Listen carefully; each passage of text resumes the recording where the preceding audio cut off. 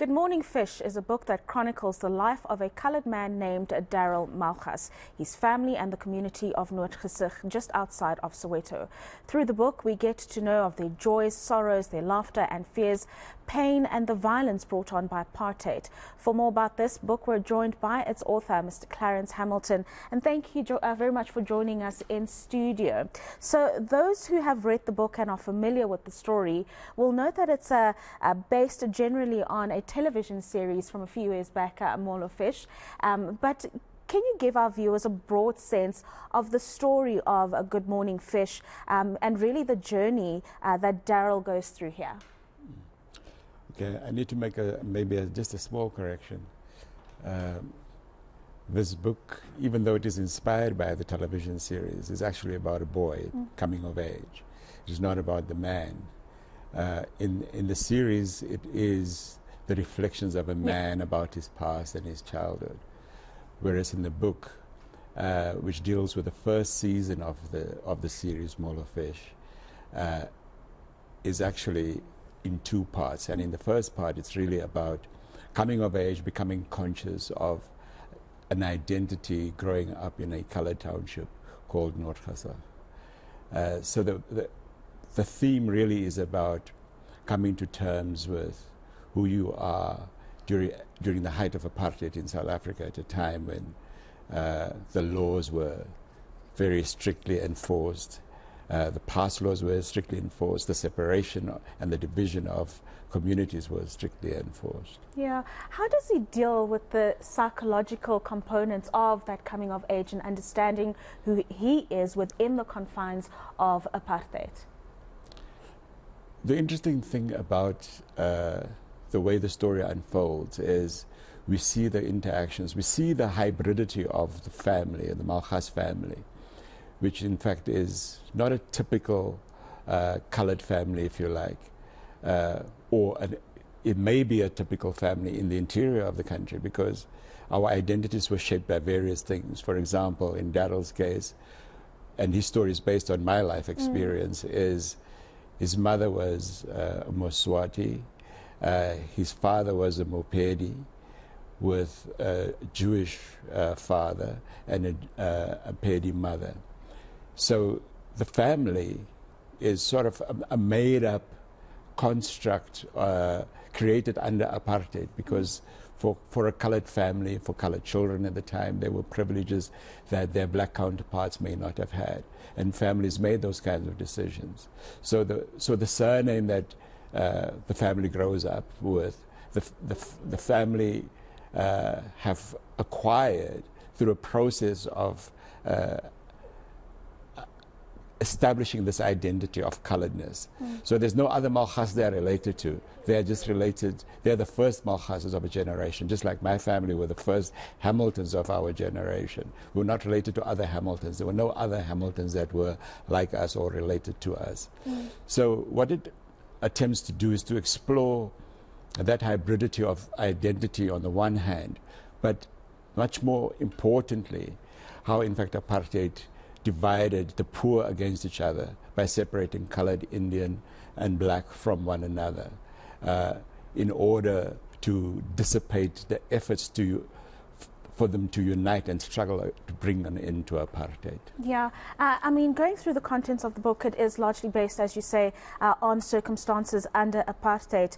When you were writing it, who were you hoping the target market would be? Because we are almost 30 years into democracy now, and of course the landscape has changed.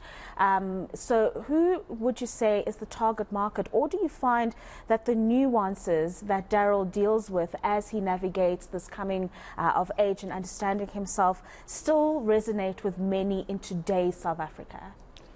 Yeah, I've conducted a few interviews with some of my readers to find out what they thought about that idea.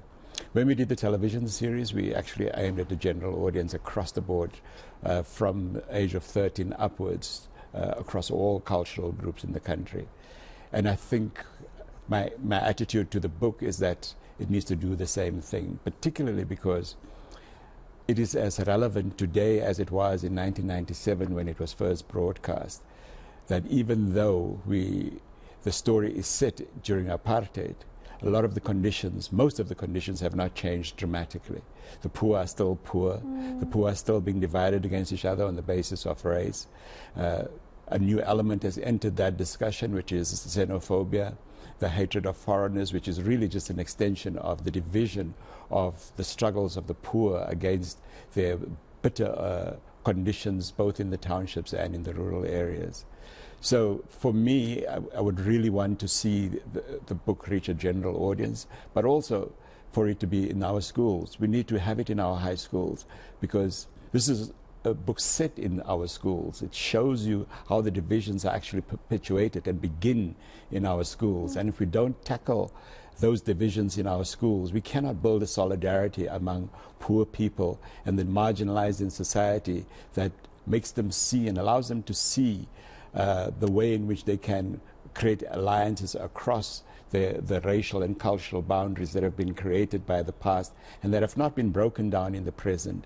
We've had 30 years to break them down, and we have not succeeded in doing that because we've got a government in leadership that is not willing to step aside to allow for people to actually take control over their own condition. And I'm so glad you bring up schools, because that is a component that I wanted to deal with, in that, do you think the school system is dealing with the teaching of history incorrectly, kind of just delivering it as this is what it was and this is where we are now? So you've mentioned there it contributes to bridge the big divisions that we have now, but also a consciousness that we see Darryl try to establish for himself with the learners in schools that would be reading this book. Well, it's sort of interesting because it continues to be a controversial matter. How do we teach our history? How do we reconnect with our past in ways that allows us to understand our place in the world?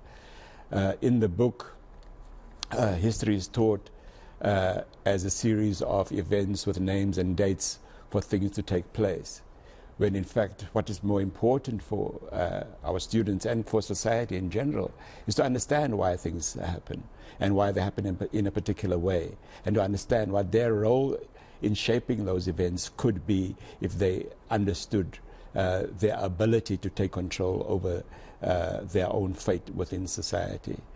So I think it's a challenge to our school system. We've not really succeeded in making the space for young people to really get to grips with the important role that they can play in shaping their own future. I'm encouraged by the university students who have started seeing their own role, but you don't see it in the high schools. You don't see the same kind of generation of activism as we did in, for example, 1976. We just celebrated 76 a month ago, and yet we don't see that same spirit having been infused into the schools, because the schools are not allowing that space for young people to understand their role in society. And finally, where can our audiences get a hold of a copy of the book, and is it available electronically as well? Yes, the book is available as an e-book. You can go onto the publisher's website, Zara Books. You can get it in bookstores. It's in exclusive books and bargain books. Thank you very much for your time and joining us in studio. That is the author of Good Morning Fish, Mr. Clarence Hamilton there, speaking about Darryl's journey, Darly Malgas, but also how his lived experiences is still very relevant in South Africa in 2023.